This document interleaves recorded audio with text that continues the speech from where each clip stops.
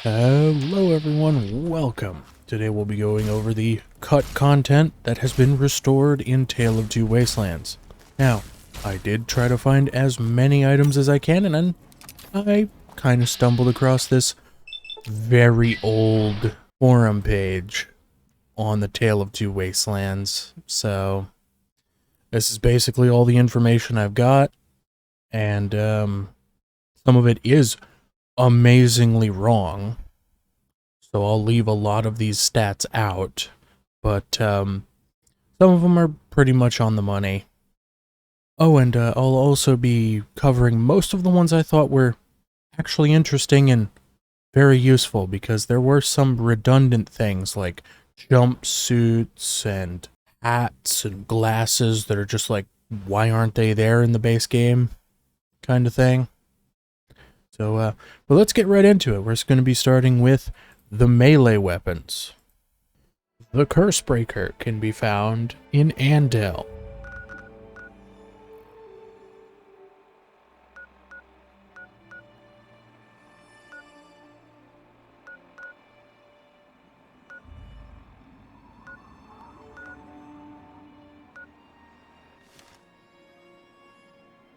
Specifically, in the basement of this house.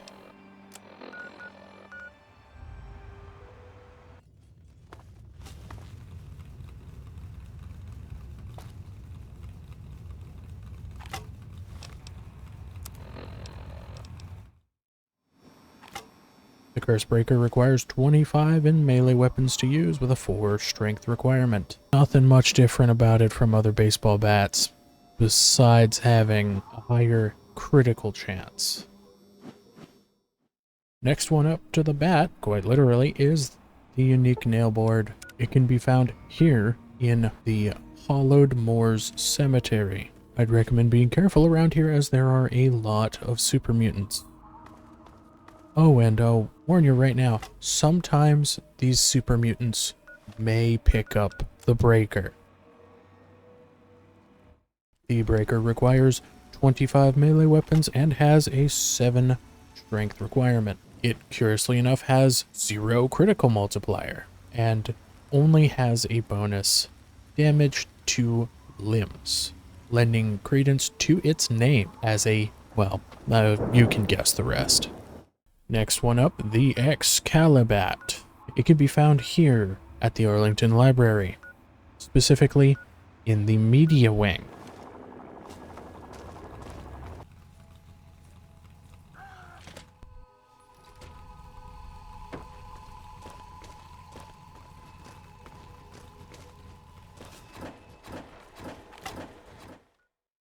The Excalibat requires 25 in melee weapons and has a 4 strength requirement. It has double the base damage of the normal baseball bat, as well as what seems like double the durability of a baseball bat. It also gets a modest critical damage increase, as well as a higher critical chance. I'm sure you've noticed the reference. The Excalibat is a reference to Excalibur, the legendary sword of King Arthur. Okay, now we're scaling it back from two-handed bats to a one-handed sword. Clover's Cleaver can be found on Clover, obviously. What have I said about back talk, Crimson?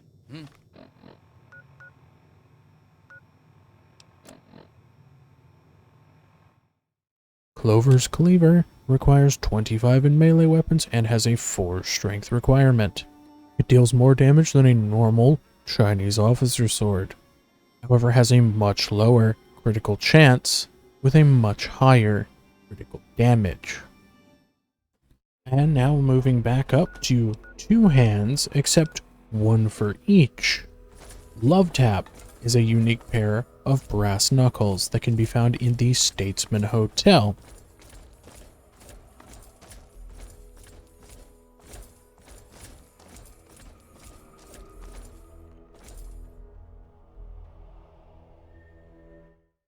Love Tap requires 25 in unarmed and has a strength requirement of 2. It literally has double the stats of normal brass knuckles, making them the second best brass knuckles in Fallout 3, coming very close to being as powerful as the steel knuckles from the pit. And now, moving back to a hammer, we have the discharge hammer. It can be found in Old Oni's Tesla lab. This can only be found once starting the Broken Steel DLC. The discharge hammer requires 100 in the melee weapon's skill. It also requires 8 strength to wield. This hammer imparts EMP damage, which makes it very effective against people in power armor as well as robots. But compared to Fox's hammer, it is significantly weaker. And now we're moving on to unique firearms. The Black Bart's Bane can be found at the VAPL-58 power station, specifically on the roof.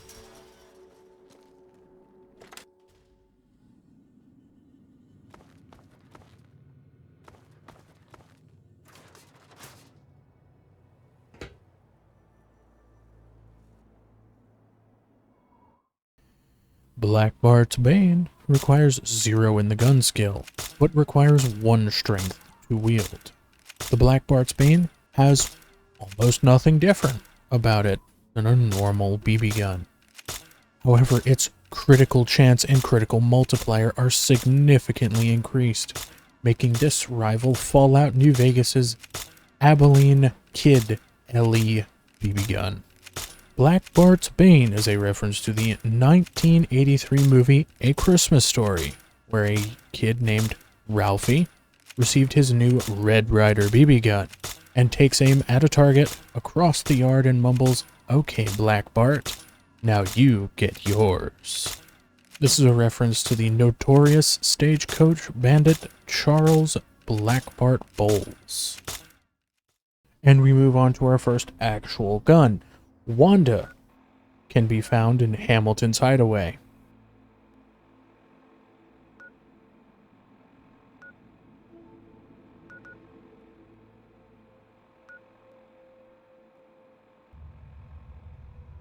However, you may have to complete a job for 3 Dog to get to this one, as Wanda is locked behind a gate that requires a key.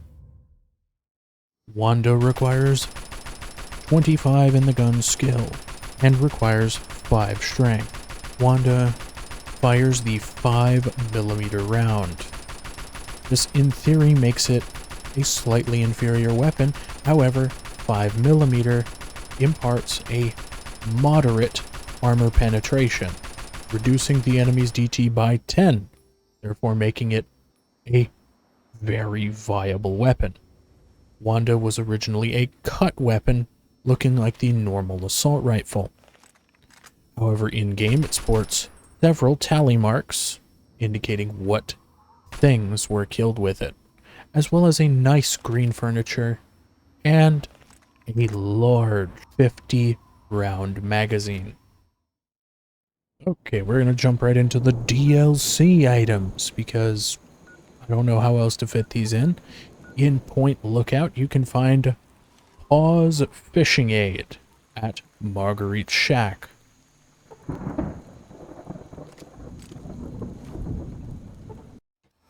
Paw's Fishing Aid requires 50 in guns and 6 strength to use. There's nothing physically different with Paw's Fishing Aid versus any other double-barreled shotgun you can find in Point Lookout. However, its spread, i.e. number of pellets or projectiles, has doubled. And I didn't think this gun was a powerhouse until I started using it with a Stealth Boy and 10 luck, and it's amazing because every single projectile has a chance to crit. In the Operation Anchorage DLC, you can find alloy steel weapons. I will list them off, as there's not much different from them than their normal variants. You have the alloy steel 10mm pistol, alloy steel 10mm SMG, the alloy steel assault rifle, the alloy steel shotgun, the alloy steel silenced 10mm pistol, and the Chinese Dragoon assault rifle and Chinese Dragoon pistol. You can also find several apparel items: a set of winterized combat armor, a clean Chinese commando outfit, and the cut, but now restored, Chinese general armor. You can find General Chase's overcoat here as well. Oh, and on a side note, I went back and actually played Fallout 3's Operation Anchorage, and I just realized how bare the reward room is versus the one in Tale of Two Wastelands. Just thought I'd put this in there.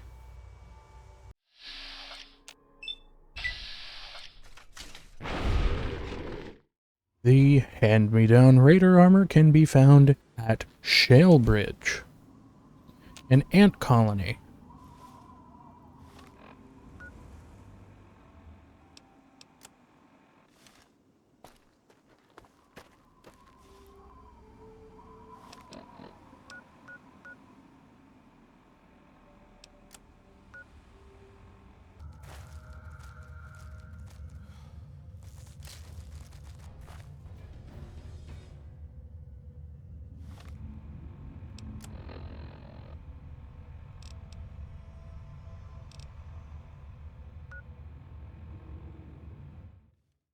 The hand-me-down Raider armor is aesthetically the same as a Raider Sadist armor, except there are two large exceptions. It gets a whopping 10 as a bonus in melee weapons, and, weirdly enough, a bonus of 15 health. The sharply dressed Raider's armor can be found on Terra Fields, who met her end in the Fort Constantine. However, I should warn you, a change was made in Tale of Two Wastelands that requires you to complete the quest, You Gotta Shoot 'Em in the Head. This quest is given by Mr. Crowley, which he tasks you with getting a key from Dukov, Ted Strayer, and Dave. Each one of these keys opens a corresponding door leading up to a set of T-51B power armor. The sharp-dressed Raider's armor is aesthetically and statistically the same as the normal Raider paint spike armor. The only difference is the normal paint spike has a critical chance of 3. The sharply dressed one gains plus 10 to guns, making this a good early game armor if you want to risk fighting robots. And for you right now, we have a twofer. The Army Power Armor and Army Recon Armor can be found in the Wheaton Armory. I think you want to be careful here, because there's a lot of raiders and lethal levels of radiation. You'll need to power level your lockpicking skill in order to get in there.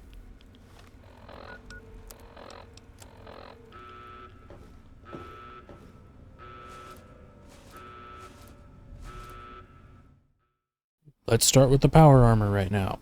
The Army Power Armor is no different than the normal T-45D armor. However, it does sport 2 stars, 1 on each pauldron. The Army Recon Armor is largely the same as normal Recon Armor, but has 2 stars on either side of its chest. The Apocalypse Gladiator Armor and its corresponding helmet can be found at the top of the Washington's Memorial.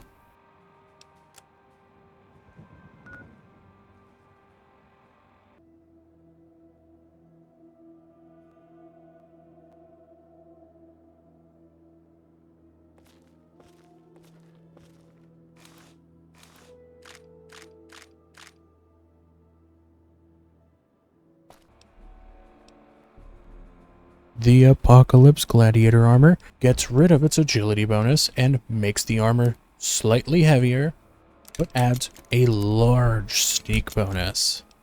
The helmet, on the other hand, is more akin to a normal metal helmet. The Robo-Thor armor can be found on a dead Enclave soldier to the south of the Dunwich building. It took me a long time to find out where he was, but he ended up being just up in the cliffs.